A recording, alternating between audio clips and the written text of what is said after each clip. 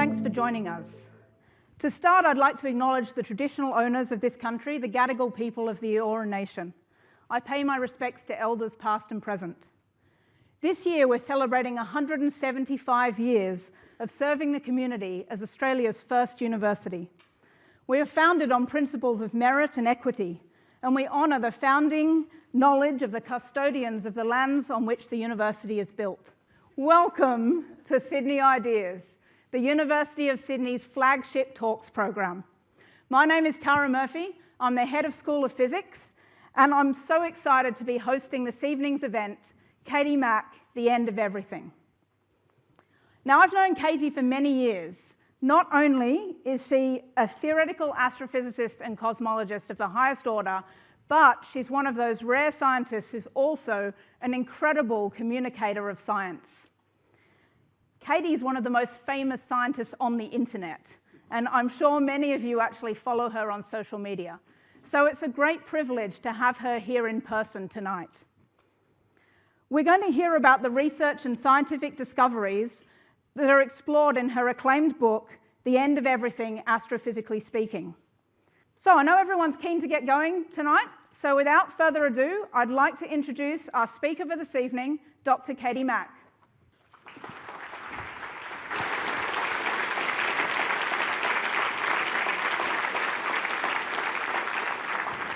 Hello.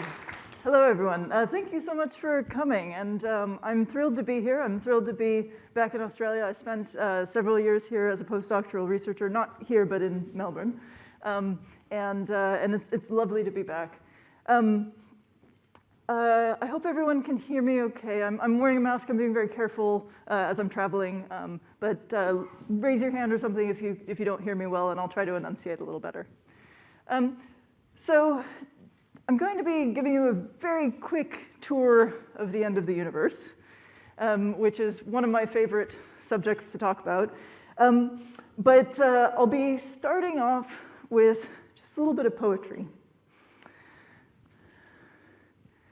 Some say the world will end in fire, some say in ice.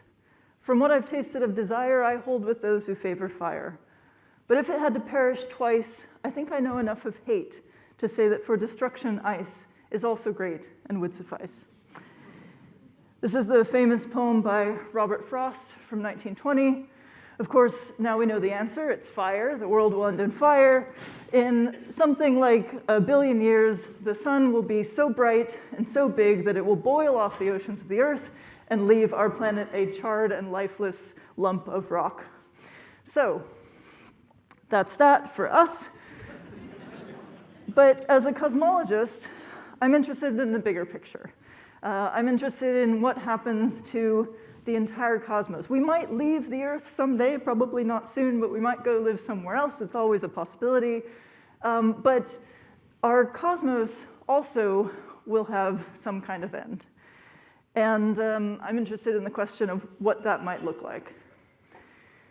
So let me just adjust this, sorry. So I'll be talking about 4 different possibilities: the Big Crunch, the heat death, the Big Rip, and my personal favorite, vacuum decay. So just to orient us, we live in the Milky Way galaxy. This is a lovely view of the galaxy that you only get from the southern hemisphere because you can look right toward the central bulge of the galaxy and see where all of the big clump of stars and gas and dust and the supermassive black hole live. Our galaxy, if we could see it from the outside, would look similar to this. This is the Andromeda galaxy, which is our nearest neighbor large galaxy. And when we look out into the cosmos, we see galaxies everywhere. This is an image from the newest and shiniest space telescope, JWST. And in this picture, just about everything you see there is a galaxy, is a collection of millions or billions of stars deep out into the cosmos. And when we look at images like this, we learn a few things. One thing that we learn is we learn something about how the universe was in the past. So every time we look at something distant, we are looking into the past. I should say, actually, every time we look at anything, we are looking into the past. Because it takes light time to travel to your eyes. And so by the time you receive an image of something that you're looking at, that image is outdated by some degree. Turns out that it takes light about a nanosecond to travel about a foot. So if I'm looking at people in the front row, I'm looking at maybe 30 nanoseconds ago. If I'm looking at the back row, I'm looking at maybe a couple hundred nanoseconds in the past.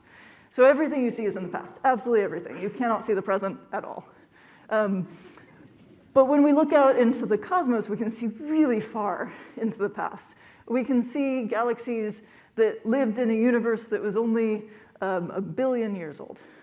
We are currently 13.8 billion years old in our universe. So we can see far into the past. We can learn about what the universe was like when it was younger. The other thing that we learn when we look at these distant galaxies is we learn that the universe is expanding because all those distant galaxies seem to be moving away from us. They seem to be moving away from us and away from each other, and that happens if the universe is just getting bigger. So I have a very sophisticated animation of how that works, okay? So the galaxies get farther apart as there's more space as the universe is expanding.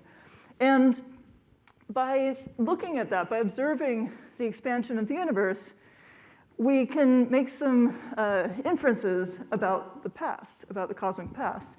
And we can get to what we call the Big Bang Theory, where really all the Big Bang Theory is this idea that if the universe is expanding now, things are getting farther apart, there's more space, there's less density of everything, then sometime in the past, everything was closer together, and everything was denser and hotter.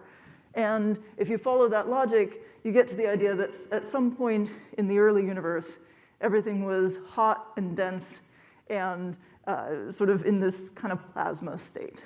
And we have really good reason to believe that's true. I don't have time to go into all the evidence for it, but we actually can see it. So I do have to tell you this. We can see that hot, dense state because, as I said, if you look into the distance, you're looking into the past.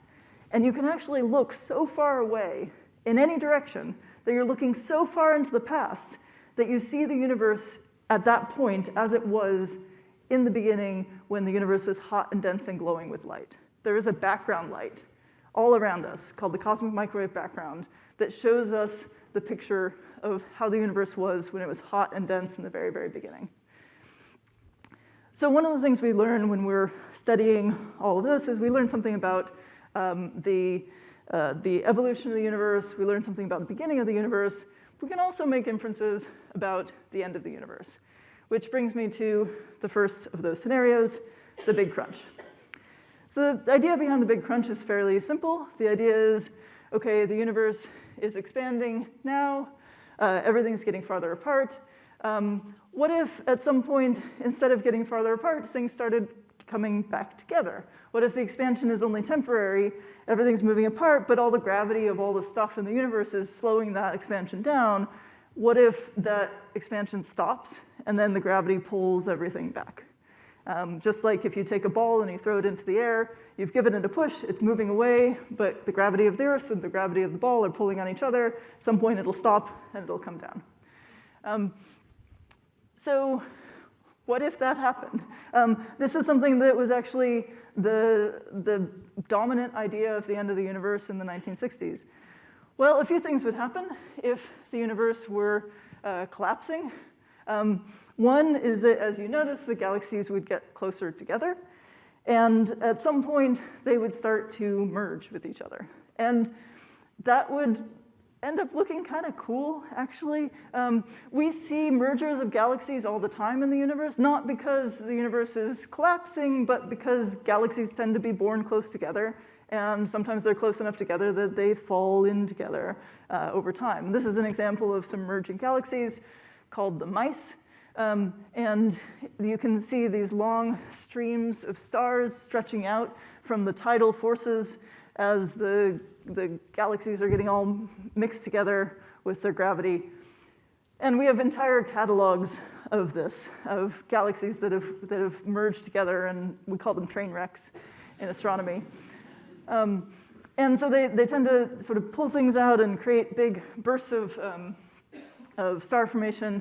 And it's all very dramatic, but when galaxies collide with each other, generally speaking, the stars themselves don't hit each other because there's still quite a lot of empty space between stars and galaxies. So even if the universe were collapsing and galaxies were colliding with each other, we might still kind of be okay through that phase of it. The problem with a collapsing universe, the problem with a big crunch, is that at some point when there's so little space that the galaxies are getting kind of cozy, there's also very little space for all of the radiation in the universe to go. And so there's all this radiation, ambient light. I mean, there's the cosmic microwave background light, which is the ambient light from traveling to us from the event, sort of the time of the Big Bang. There's also all the light that all the stars in the universe have ever produced, all the high energy light from cosmic explosions. All of that gets compressed and compressed and compressed if the universe is shrinking. Right now, that light's being stretched out by the expansion of the cosmos, but if the cosmos is shrinking, then all that light is getting hardened into hard radiation, it's getting denser, and it can start to make things really uncomfortable.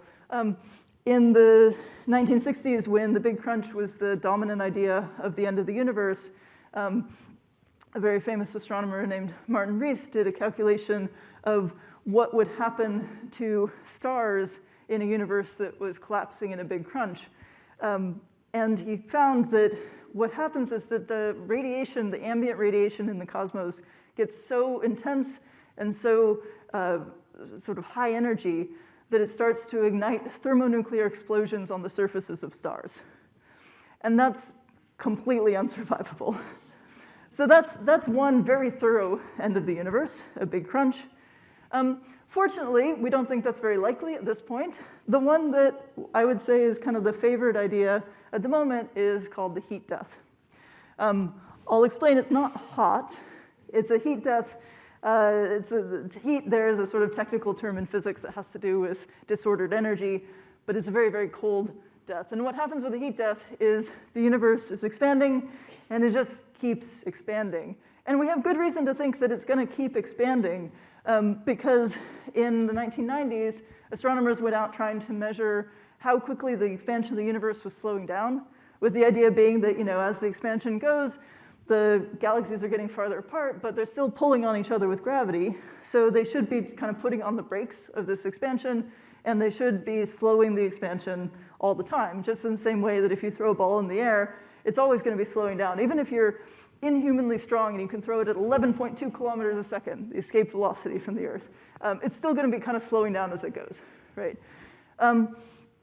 And so they went out and they tried to measure the deceleration parameter, this number that would tell us how quickly the expansion of the universe was slowing down, with the idea being that that would tell us if it's going to collapse at some point or if it's going to just kind of coast and always expand but always be slowing down. And they found that the deceleration parameter was a negative number. The expansion of the universe was actually speeding up. Which is very weird. It's about as weird as if you take a ball and you throw it in the air and it slows down for a little while and then just shoots off into space. You have to imagine that if that happens, there's something else going on. There's some new thing that's picked up your ball and thrown it into the air, right? And we didn't have any sort of physics in our normal ideas about gravity to explain what that would be that could make the universe start expanding faster and faster. But there was this idea that was kind of left over from Einstein's equations when he first wrote them down, called the cosmological constant, that kind of creates this sort of pushing in space, sort of as though every bit of space has a little bit of stretchiness built in, and as space gets bigger, it gets stretchier and stretchier. And when you put that into the equations, it kind of works out to make the universe expand faster. So it might be that's called the cosmological constant. Whatever it is, we call it dark energy. We don't know what dark energy is. It might be a cosmological constant, it might be something else, but it's something that's making the universe expand faster. If it is a cosmological constant, then we know what's going to happen to the universe. At some point, the expansion will be so rapid that other galaxies will be moving away from us so quickly that the light from them will be stretched out enough that we won't be able to observe it anymore. In about 100 billion years, if you put a shiny new space telescope in orbit around whatever's left of the Earth, you will see nothing.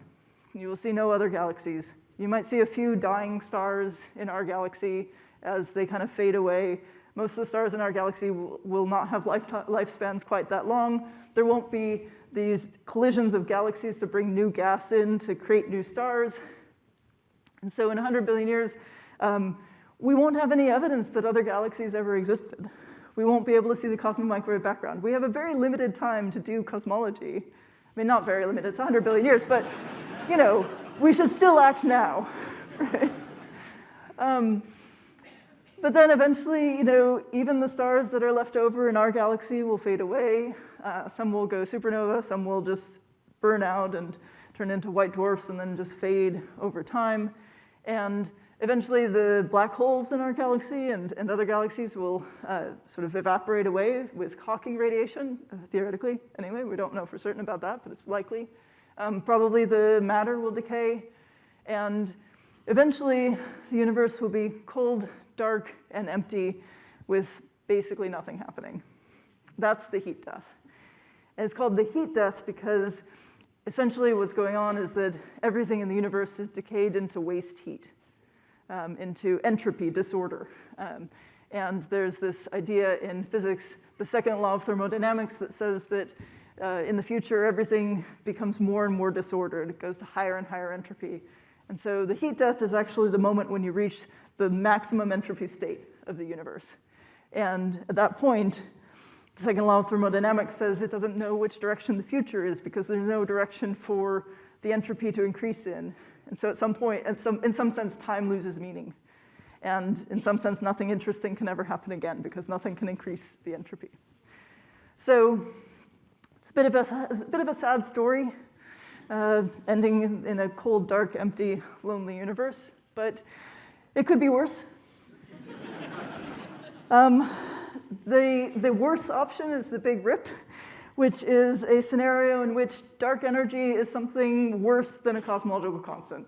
In the Big Rip scenario, dark energy is something that gets more and more powerful over time, and it gets powerful enough to not only move galaxies away from each other, but rip galaxies apart.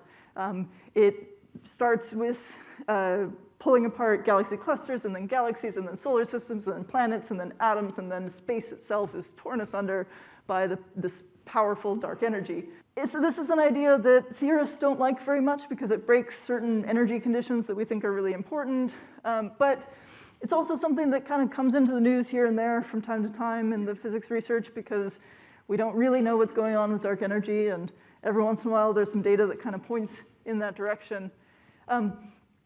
Several years ago, there was a press release about some new paper about a Big Rip scenario, and NASA made a very helpful animation to illustrate this paper that came out. And I'm going to show you this animation, not because it's terribly scientifically accurate. You know, it wouldn't look exactly like this, but I just love that they did this video. So it starts out with kind of ordinary expansion, and then, oh no. So that would be bad, right? But the nice thing about the Big Rip is that we can calculate how long it would be before it could happen, and we think it's probably at least 200 billion years, given the current sort of estimates of what dark energy seems to be doing. But there is one scenario that technically could happen at any moment.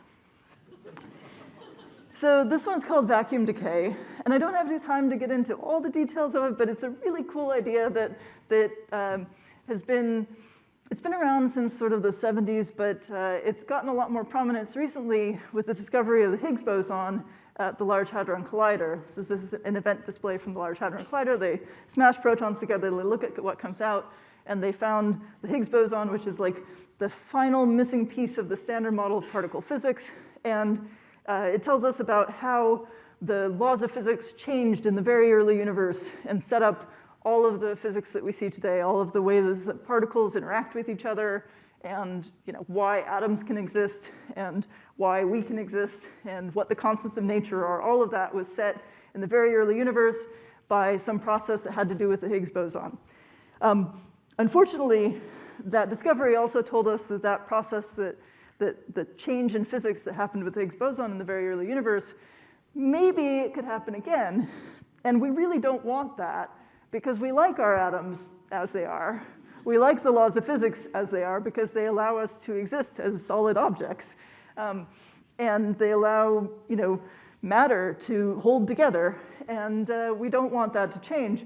But apparently, there is this very slight chance that somewhere in the universe there could be a quantum tunneling event in the Higgs field, this energy field that fills all of space.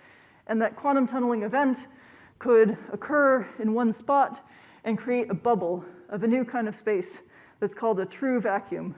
It's not a true vacuum in the sense of being empty. It's more about sort of the real background state of this universe if it is unstable in this way. And that true vacuum state would contain sort of different laws of physics, different constants of nature, and so if you were inside that bubble, you could not survive. Absolutely not. And that bubble would have this sort of bubble wall that would be extremely high energy, so if it comes at you, it would incinerate you immediately, and then you're inside the bubble and you fall apart. And that bubble wall is moving out very quickly. It's moving at about the speed of light, so if you're standing nearby, there's no way you're going to see it coming, right? By the time you see it, it's on top of you and you've been destroyed. So this is a calculation that was first done in sort of the 1970s when we didn't even know that we were going to find the Higgs boson, but the possibility was in the air. And there were a couple of theorists who wrote a paper in 1980 exploring this possibility. And when they wrote this paper, they calculated not only would this bubble exist, but the space inside the bubble would also be gravitationally unstable. So as soon as, so first you get incinerated, and then you're inside and you get torn apart, and then you collapse into a black hole. They did this calculation, and then they wrote a little reflection on it that I'm going to share with you, because it's one of my favorite pieces of physics poetry. So they did this calculation, and then they said, this is disheartening.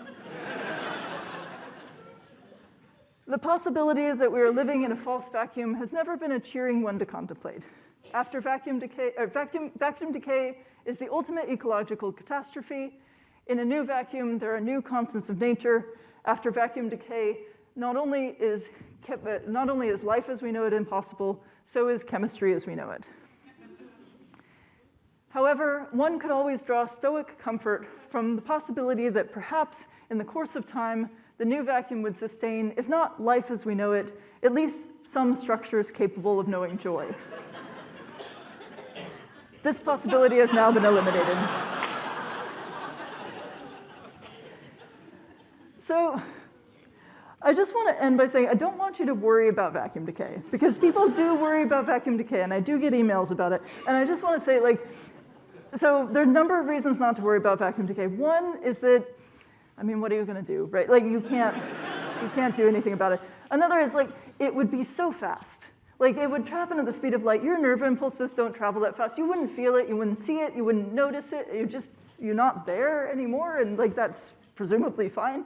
There's no tragic aftermath. There's no FOMO. Nothing is left. It's very clean.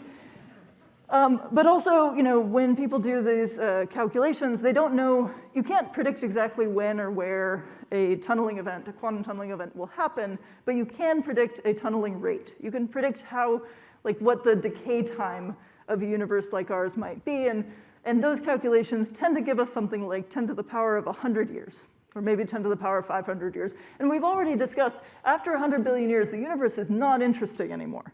We are gone. Nothing is there that anybody should care about. So it's a very far distant thing if it's happening at all. But the other reason that we should not worry about vacuum decay is that when we look at what the universe is made of, we can make a sort of pie chart of what the universe is made of, and a big chunk of that is something called dark matter, which is what I do most of my research on, which is some kind of invisible stuff that we don't understand, but it holds the galaxy together. The biggest chunk is dark energy, which we also don't understand, but it sort of pulls the universe apart. And then the last little bit is what I've labeled here as atoms. This is everything we've ever seen or touched or interacted with in an experiment. And this is also where the entire standard model of particle physics lives. And the idea of vacuum decay, the idea that our vacuum might be unstable, our universe might be unstable, comes from looking at the standard model particle physics, looking at everything in the cosmos and saying that only the standard model particle physics, only the stuff that we've ever done experiments on, only the theory that describes what we currently see in our laboratories is real. There's no other physics to be discovered. And you can look at this chart and say there's clearly some other physics to be discovered, right? So we really don't know what's going to happen. We really don't know if vacuum decay is possible. We don't know what's going to happen with dark energy. There's a lot of open questions. There's a lot to discover. And hopefully, sometime in the next 100 billion years, we will start to answer those questions. So, the end. Thank you.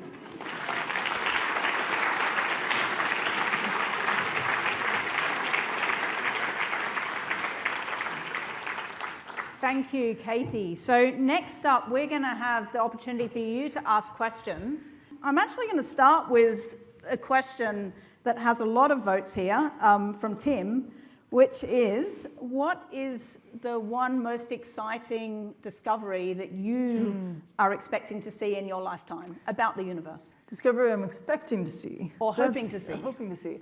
I mean, I would love to know what dark matter is made of. That's just my personal thing, because it's something that I've been studying for many years, and we know that there's something that is making the galaxy spin faster. There's something that's holding clusters of galaxies together. There's something that's causing more bending of space than we think should be there with the regular matter that we see. There's all these different reasons to believe that there's some new stuff out there in the universe that we can't detect that we call dark matter, and I'd love to know what that is, partially because it would automatically extend our understanding of particle physics. It would be something beyond the standard model of particle physics, and we would then have some idea of where to go with our theories. So that would be tremendously exciting. It would be fun to know what dark energy is as well. More challenging. Yeah. Dark energy is really hard to study because all it does is make the universe expand more. Like, it's like dark matter at least like clumps around galaxies, and it has some kind of like dynamics, but dark energy is kind of like stretches like everywhere. And so you can look at the expansion history of the universe, and you can look at how clusters of galaxies are coming together, and that's more or less it. So, I mean, you're a theoretical physicist, so you sit there confidently talking about dark matter and dark energy. You're very confident they exist. I'm an observational astronomer, so I'm thinking, and a question people often ask me, what experiment have we done that makes you so confident that dark matter is a real thing? So it's not one experiment. So actually, there is zero evidence for dark matter in particle physics experiments. We know nothing about the particle physics of dark matter. We know a little bit about what it isn't, based on what we haven't seen in experiments. All of the evidence for dark matter comes from astrophysics, comes from observations of galaxies, clusters of galaxies, observations of the cosmic microwave background light, the glow from the very early universe, the bending of light around massive objects. All of those things together tell the same story. And they tell us that there is some extra stuff that has mass and that collects around galaxies in a particular way. And every one of those observations gives us the same amount of dark matter in the universe. It gives us the same kind of behavior of dark matter in the universe. So it could be a coincidence, and it could be that there's something weird happening with gravity that does that, but based on what we've observed, like the gravity explanations just don't fit the data as well. And so it seems like it just looks a lot like if it were just a change in gravity or something like that, it would be one that's conspired to look exactly like a new kind of matter. And it's a little unlikely, I think. Yeah. Okay. Yeah. Very valid. Okay. So next question, something that's also very popular and multiple people have asked it. What lies outside the universe? If the universe is expanding, what is it expanding into? Yeah. So this is a great question that I get a lot about what the universe is expanding into. The short answer is we don't know if there's anything beyond our observable universe. So there is an observable universe. So I mentioned about if you look far enough, you see into the past, right? And we know the universe is about 13.8 billion years. You can look so far away that you're looking at something that's 13.8 billion years in the past, essentially, right? The light took that long to travel. you can't see anything past that because there has not been enough time. Like, just literally has not been enough time in the universe for light to come from farther away than that. And so that defines the edge of our observable universe. But we don't see any evidence for an actual edge of the universe. We don't see any evidence for, there being any point where the universe stops. We just know that there's a distance out to which we can't see. We call that a horizon, just like if you're in the middle of the ocean, there's a distance where you can see and you don't think the ocean stops there, but you don't know for sure because you can't see beyond it, right? And that's kind of where we're at with the universe. We don't know for sure that there's anything beyond the edge of the observable universe. We have a lot of really good evidence that it keeps going, but there doesn't seem to be any kind of edge. So the universe could just be infinite and just getting more infinite, which is weird, but like maybe that is, that could be something that's happening. What we know is that from our perspective, the universe is getting sort of less dense with matter, right? Because we see that things are getting farther apart. We see that the density of galaxies is decreasing as things are getting farther apart. So it's as though you're kind of leaving a venue at the end of a concert and you see that like there are fewer people around you after a while, but you can't see the exits, right? You don't know where they're going. And that's kind of where we're at with this. We know that the sort of density of the universe in terms of matter is decreasing, but we don't know where everything is necessarily going or if there's a limit to where it's all going. Do you have a tip for the kids in the audience, or maybe even the adults, or maybe even the physicists, actually, of how to think about the edge of the universe? Like when you picture it in your mind, but there's not an edge, how can you change the way you think so that doesn't trick your brain? Yeah, I don't. I mean, people sometimes picture it as like a sphere that's getting bigger because there's no edge to the sphere. You can keep going around, but if it's getting bigger, that path just gets longer and longer. But we don't have any evidence the universe is curved, so that's probably like not the right picture either. I have a silly joke that I use sometimes to explain it, which is that the universe is expanding the way that your mind is expanding. It's not expanding into anything. You're just getting less dense. That's pretty good. Yeah. It's actually very useful, putting the joke aside. It's useful, for the kids out there, it's useful to know that even one of the world's best physicists can't actually picture the edge of the universe in their mind. So if you're having trouble with that, don't worry, it's very normal. All right, so here's the next question, different topic. If heat death occurs, does that mean the Big Bang can happen again? It depends on who you ask, honestly. This is something that's quite debated in the cosmology literature. So there's one idea that Sir Roger Penrose, who recently got a Nobel Prize, has been kicking around a while, called conformal cyclic cosmology, which is this idea that you have at the end of the heat death, a new Big Bang occurs, and you get a kind of cyclic universe that way.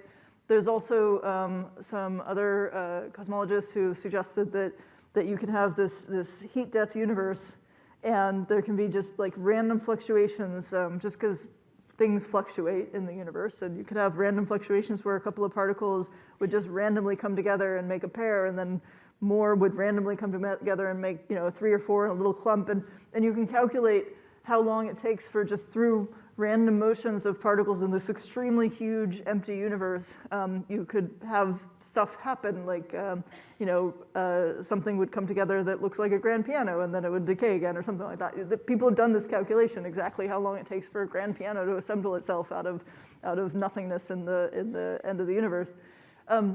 And so people have tried to calculate, like, could you have a random fluctuation that creates a Big Bang?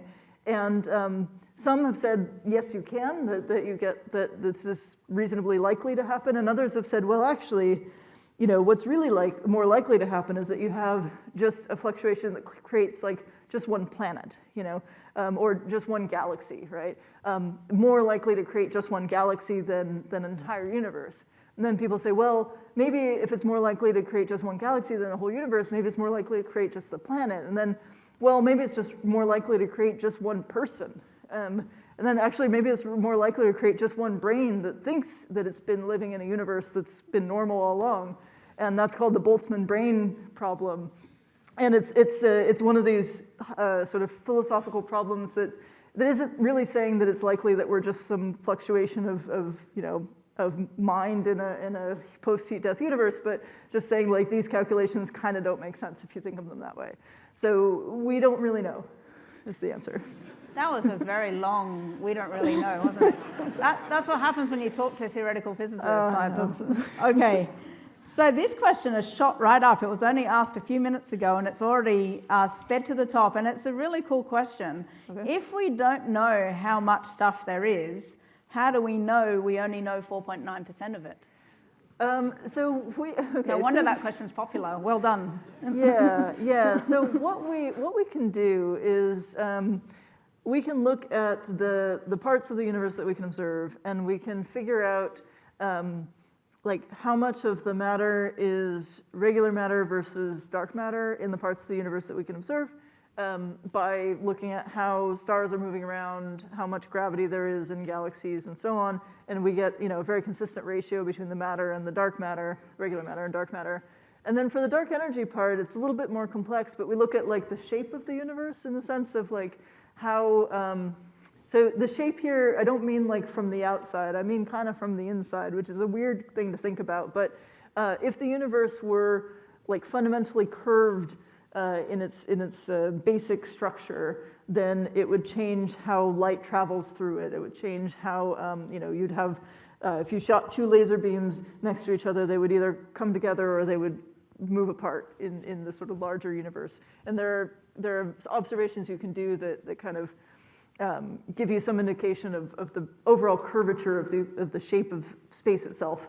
And so we can look at the shape of space, and we can look at fluctuations of the cosmic microwave background, and it gives us an idea of how much total energy there is in the universe, and also how much of that energy acts like dark energy. And so those are how we get those numbers. We look at mostly things like the cosmic microwave background light, and then also the ratio of stuff around us. But it's a complex calculation. It's not a sort of simple thing. We're not adding up everything. We're really looking at these ratios.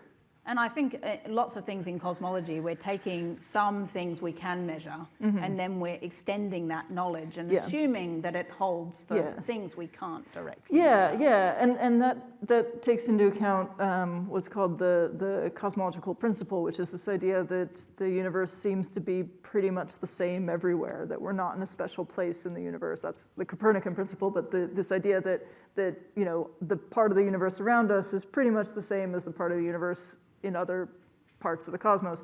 And that seems to hold up. Like you can do tests of that by looking at the structure of the universe in different parts of the sky. And it seems like everything is more or less the same everywhere. The universe doesn't get really weird in one direction. It's kind of all the same. And so we can make inferences about the whole cosmos by what we can observe here or what we can observe in a patch of the sky in a space telescope.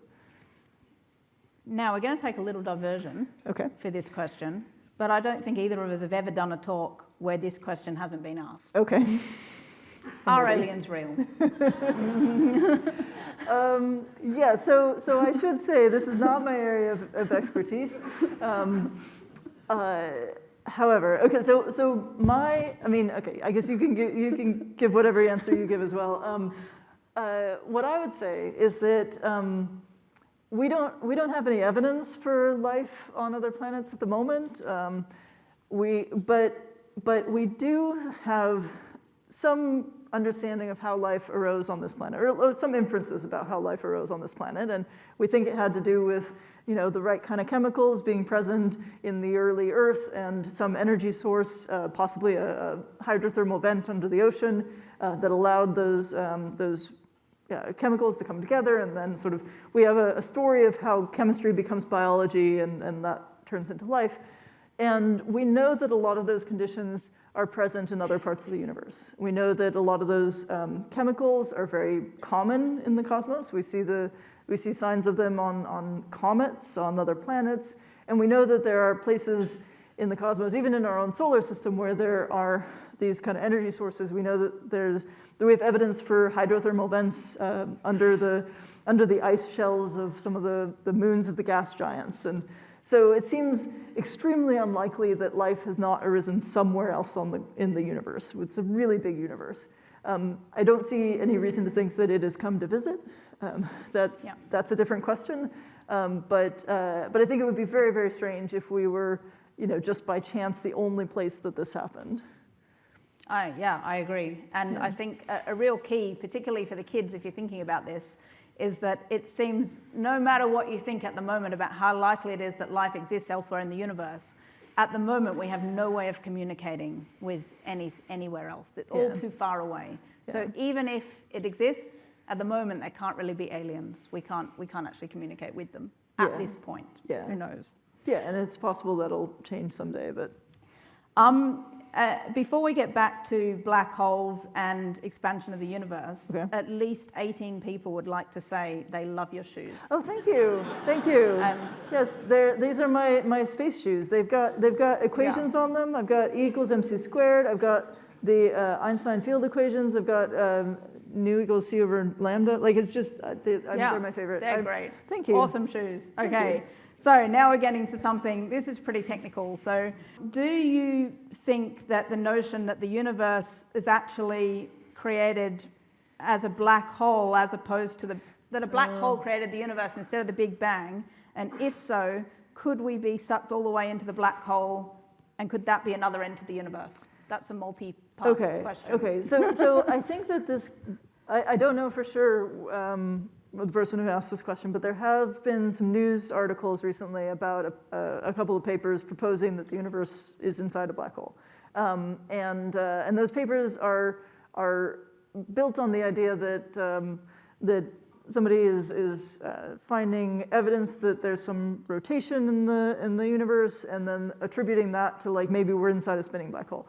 There are several pieces of inference there that are not accepted among astronomers in terms of like others are not finding that evidence, others are not making that inference. There's no, I don't think there's any evidence at all that we're inside a black hole. I think that, so I had an interesting chat with some colleagues recently about whether or not we would notice if we were in an extraordinarily large black hole.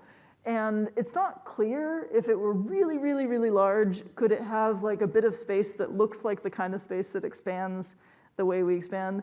But it's also like extremely hard to figure out any way to set that up with the kinds of equations we work with or like the kinds of origins of the cosmos that we think about. So the short answer is no, we're not in a black hole. But the caveat to this sort of asterisk is that like if you do extremely unpleasant things to Einstein's equations, maybe you could try to find a way to make it work. But I wouldn't recommend doing that. I don't think it's very nice. So probably not is going to be my definitive answer. But generally, like it's an idea that got a lot of press, but none of my colleagues are talking about it. So, if that's an indication. Yeah, okay, so another really tricky question here. Vacuum decay sounds like it can't be externally observed without it slapping you hard in the face. In other words, it must be pretty obvious. Could there be experimental realizations of vacuum decay in contrived quantum systems which tickle this metastability? Okay. Might want to frame that question. Yeah. Okay, so the question, I think the question is like you can't observe vacuum decay without it destroying you, and so is there a way to study it with other systems?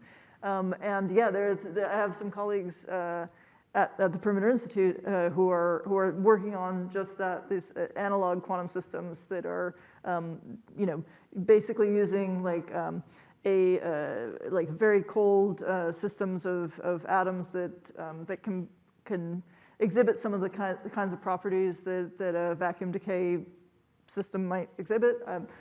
Without getting into all the details, what they're trying to do is create something that makes little bubbles of a different kind of matter, and then those bubbles would expand, and they'd look at how that works to see if it gives us any insights into how a quantum system like the entire universe would behave in such a scenario.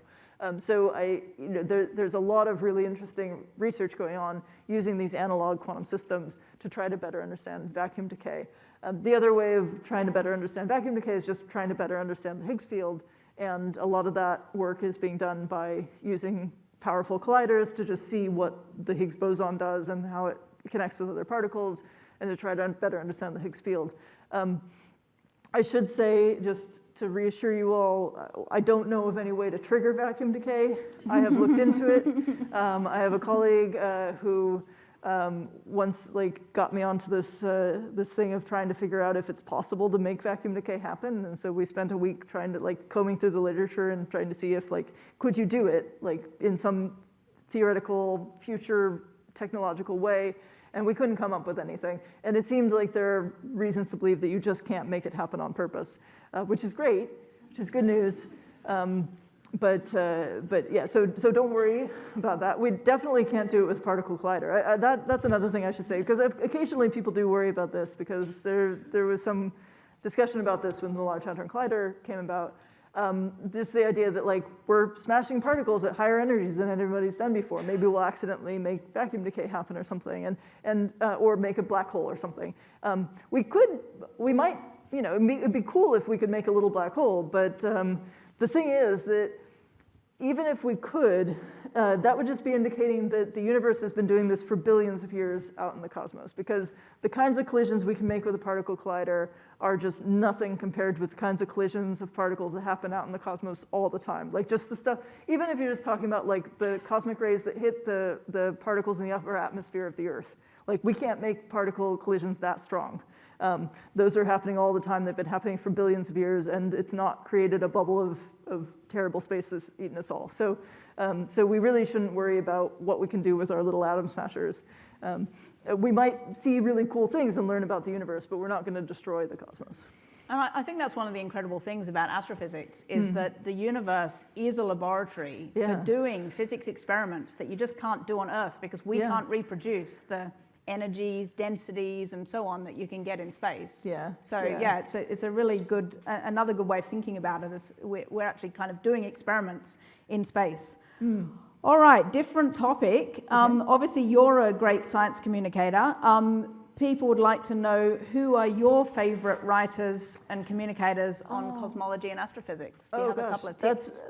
That's really putting me on the spot, because I know this is being recorded, and what if they watched it? Let's just say two that you like. Okay, so they don't have to be your favorite. Okay, two who I like. Even that's really difficult.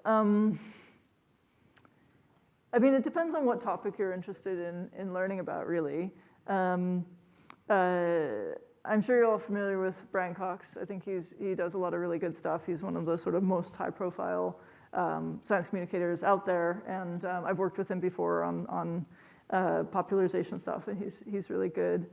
Another person who does really cool stuff is a physicist named Jana Levin, who's based in New York, and she studies black holes and things like that. She recently did a TV show with Nova, I think, about black holes, and she has a really, really interesting book about the cosmic microwave background called "How the Universe Got Its Spots," and it's just it's part sort of memoir and part sort of about the CMB, and anyway, she does really cool stuff. I think that's what her book is called.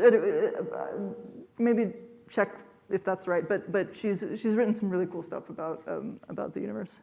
So normally when I'm hosting these talks, I sort of go to the audience and ask if kids have any questions, and I can't tell on Slido who might be a kid, so I'm going to choose a couple of questions that I think might be from kids, and apologies if you're the adult that asked this. Okay.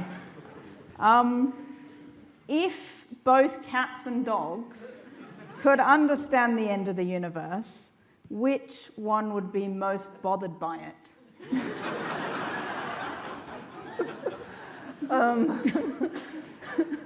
I mean, obviously it's going to be dogs, right? Because cats are just whatever, they're just going to There's this thing I do sometimes talking about about vacuum decay, where I point out that like we think our universe might be metastable, and to illustrate what metastable looks like, I say like metastable is like when it's like if you put something like right on the edge of the table, right? So it's just it's there, but it's going to fall down any second if you tap it, right? Like and like if there were a cat, like obviously, like just immediately. Yeah. So I don't think a cat would be bothered by the end of the universe at all. I completely agree with that. All right, what are the chances of humans living on a different planet? I think that it's very likely that someday there will be outposts on Mars or little habitats on the moon in kind of the same way that there are people living in Antarctica at the South Pole. Like you visit for a while, people bring you supplies, you go back after a while. You don't sort of create gardens there because that doesn't make sense for the environment. I suspect that'll happen in the next, I don't know, several decades, but probably not very soon. And I don't think it's going to be like, long-term habitat, like long-term like societies on these other planets anytime in the near future. I mean, the problem is like, the thing about Mars that I think is The thing about Mars. There's a few things about Mars. Yeah. So people talk about Mars as being like a backup planet, right? And the problem with Mars is that like it is just extremely hostile to life in ways that are like too many to count. I mean, the gravity is not very strong. There's barely any atmosphere. What atmosphere there is toxic. The ground is toxic, like the soil is toxic. It has no global magnetic field, so you've got tons of radiation all the time. And like so there's really no sense in which like there's kind of nothing you could realistically expect to happen to the Earth that would make it less habitable than Mars is now. Yeah. Right. Like short of like breaking the planet in half. Like it's Mars is just not a good place to live. And so maybe we could do like heroic efforts to make closed environmental systems that we could live in, but we're not going to be happy there. Like no matter what we do to the Earth, we're going to be better off here. So it seems unlikely that there will be like people who will be like, yeah, I'm going to go live in in an underground cave on Mars for the rest of my life. I think that's not really very appealing when you get down to it. Okay, this has been a wonderful conversation, but I am under strict instructions to finish on time. And we've already got to 7:30, sadly. I want to leave time for people to get their book signed if they would like. And so I'm going to wrap up there. Okay. I'd like to thank all of the organisations that have helped with this event and sponsored this event, including Space Australia, the Ausgrave Centre of Excellence, and the Physics Foundation. I'd like to remind everyone that we have Better Read Than Dead selling Katie's book at the back of the theatre. We're going to have Katie signing her book at the front of the theatre. I'd really like to thank all of you for coming this evening. It has been a really fun evening. The questions have been amazing. And we have more information about upcoming talks on the Sydney Ideas website. So with all of those different thanks, the last person to thank is, of course, Dr. Katie Mack. Thank you for coming and speaking to us this evening. Thank you.